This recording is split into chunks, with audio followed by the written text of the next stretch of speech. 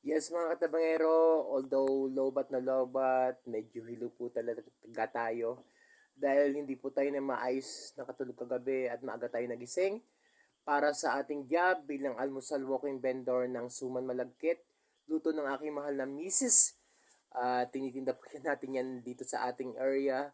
At kanina nga pong umaga, piling ko po, matutumba na ako dahil sa hilo, dahil hindi nga po tayo maayos na nakatulog kagabi. Gayon pa man po, masasabi ko po na sa araw na ito, isa naman po matagumpay na misyon ang ating nagawa sa tulong at biyaya ng ating Diyos. Sa isang bata po, misyon natin sa isang bata na nagngangalang Aika, na makikilala rin po natin siya sa unating vlog. Let's Help Aika, isang bata sa Pidya po siya. At ngayon po, ang kanyang kahilingan, ang kahilingan ng kanilang pamilya, para sa kanyang kalagayan ay inaangkin po natin na may katugunan na po sa tulong po ng isang tao, mabuting tao na makikilala nyo rin po sa vlog na ito. At inaangkin ko po, ang vlog na ito para kay Aika ay marami po pong magiging kasunod na mabubuting bagay. Marami pong blessings ang darating sa kanya at sa kanilang pamilya sa tulong na isang taong ito na nagpasimula para sa kanya, umaksyon para sa kanya, para sa kanila. At inaangkin ko po, pagpalain po ang taong ito, kaya hindi po si Aika ang kanilang pamilya. Maraming salamat po. Patuloy niyo pong suportahan ang ating channel, Mr. Tabangero Vlogs on YouTube. Subscribe, like, and share. At ang salitang pagtabang, pagtulong ay maipalaganap sa lahat at magawa ng lahat. Naka-vlog man po hindi, nakikita po yun ng ating Diyos, nakikita rin yan ng ating kapwa, nararamdaman nila ang totoo nating pagtulong, ang nilalaman ng ating puso, ang pagiging sincere natin, maipakita po natin sa gawa, naka-vlog man po o hindi. Ang vlog po, isa lang po ito mabuting halimbawa, at ang media po, para mabilis po na makita ng lahat, maging mabuting halimbawa. Pero kahit hindi po yan nakamedya, may mata naman po ang tao, may puso naman nararamdaman nila. Lalo tigit ang ating Diyos. Alam po ng Diyos ang lahat kung anong nilalaman ng ating puso. Kung ano ang ating intensyon, kung mabuti yan, kung malinis yan. At maging tayo, alam po natin yan. So piliin po natin ang pagtabang na totoo at may malinis na layunin para po sa ating kapwa. God bless mga tabayero in Jesus' mighty name. Amen.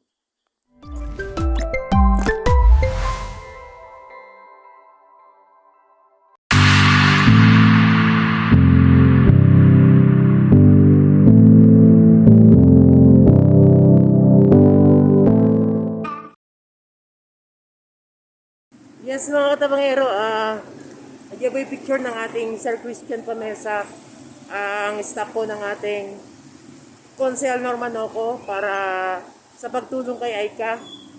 Bale, punta sana po kami ngayon kay Aika ng ating Konsehal Norman Oco. Kaso busy po siya sa mga meeting.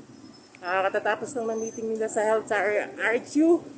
And then ngayon nasa Iberica siya meeting din.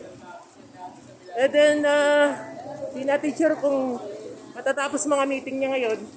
Pero ayun po kay Sir Christian, ang napag-usapan ay isang kumpletong tulong po ang bibigay kay Aika.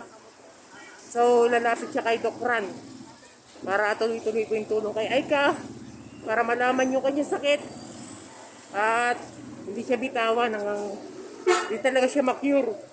Doc Ran na daw po dadalhin. So pupunta po kay Aika ngayon sa Malangkaw Basud para may patid po yung balitang to na po. So sama po tayo. Punta tayo kay Aika. Galing na po ako dun kahapon kaso shutdown tayo kaya hindi tayo nakapag-video. So punta tayo dun ngayon, Malangkaw Basud kay Aika. Yes mga katabangero, punta na natin si Baby Aika sa Malangkaw Basud. Bali, hindi na tayo nakabili ng pasalubong dahil hindi natin alam ang mga bawal at saka pwede sa kanya. Kasi tumatarak nga mata niya, baka makabili tayo ng bawal. Hindi muna pwede. So, punta na natin si Aika at ibalita natin magandang balita sa kanila at sa kanya mga magulang. So, God bless mga tabangero. Andar na tayo, andar na. Mayor.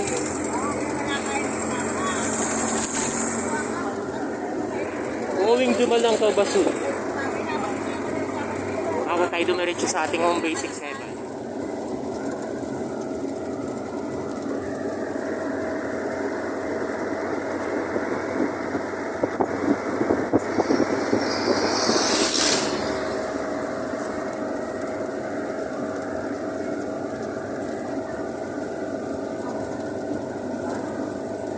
Ay sa may crossing lang ko ng barangay. Second po. May bahay na barko.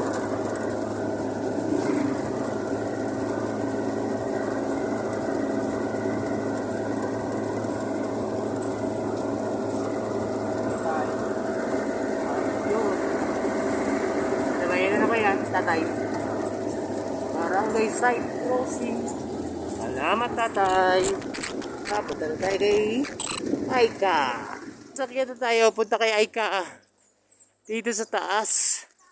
Sa barangay siya, site ng Malangkabasud. Punta na po tayo kay Aika. Para sa good news sa kanilang pamilya at para sa kanya lalo tigit po sa kanyang kalagayan. Hello ate. Punta kay Aika. Nandiyan si Lola Nati? Oko? Dati po. Oko nandiyan ngayon? Ewan ko lang po, sir. Baka naglalayas. Layas daw yung si Lola Nati ay. May ginalang exercise, sir. Opo. Para may okasyon. Kasi nga yata. Yes po. Dumaan tayo dyan kahapon kay Kapitan Rigodon. Opo. Pero medyo diretso tayo ngayon. Ano po? Diretso na agad tayo kay Aika. Diretso na agad tayo kay Aika. Ito kayo okasyon dito ngayon. Oble. Yan, dumaan tayo. Pugay po, Kapitan Rigodon. Diretso muna po ako. Siyaple. Medyo cut na natin. Akyat. Okay, cut. Sugalit. Peace. Basta tayo. Kay Aika. Eh, saan doon nga papunta kay Aika? Doon ba sa taas? Ay, ano po? Mabesa? Taas pa? Okay, dito na. Yung kakaliwa nga pala dito. Sa may gripo. Okay. Asay. Medyo nakakailo kasi puyat tayo kagabi mga katabangero. Medyo puyat tayo kagabi. Medyo nakakailo. Anyway, nandito na tayo. Kila Aika. Hello nanay. Ito po ang lola ni Aika. Si Lola ano nga po? Lola ni Reza. Tama po. Okay. Ito po ang bahay nila Aika. Nila Kuya Jomar. Ano po?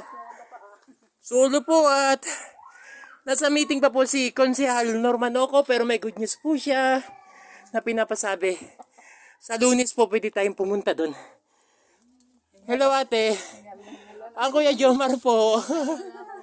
Nasaan po si Kuya Jomar? Alis lang.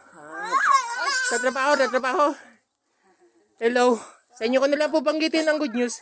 Ate, sa Lunes po ba may makakasama sa akin puntang munisipyo? Munisipyo sa Lunes. Papa niyo po. Kaya si Kuya Jomar, tama. Dali natin yung kanyang, pipicture ako siya tapos dali natin yung mga binigay niyo sa akin, nasa akin naman po. Medical certificate, reseta. I-assess daw po tayo ng staff ni Konsehal Norman Oco. Para doon, papaikot daw po sa buong Sangguniang Bayan. Tutulungan po tayo, mas malaki pong may bibigay nila dahil buong Sangguniang Bayan po yung tutulong. Hindi na po si Aika, kahit si Kuya Jomar na lang po. Si Papa na lang po, si Kuya Jomar na lang. At saka po, yung tulong kay Aika, si Konsehal Norman Oco po ngayon ay nasa meeting katatapos na niya kanina sa meeting sa health. Tapos ngayon ay nasa Iberica po siya. Pero si Aika gusto daw niya kumpletong tulong, hindi yung tingi-tingi. Lalapit daw kay Doc Ran. Para kung ano po yung sakit ni Aika, malaman, hindi daw po titigilan ng hindi ma-cure. Pagagamutin po talaga. Hindi yung basta check up lang tapos na po. Tuloy-tuloy na gamutan po hanggang gumaling si Aika. Kay Doc Ran Halgalado, dating bukal po natin na taga Kapalongga. Tutulungan po si Aika. I-schedule na lang daw po kay Doc Ran ng ating Consel Norman Oco. Contact niya po si Doc Ran po para kay Aika. Ano Aika? Hello? Wave, wave, wave. Tulog lang.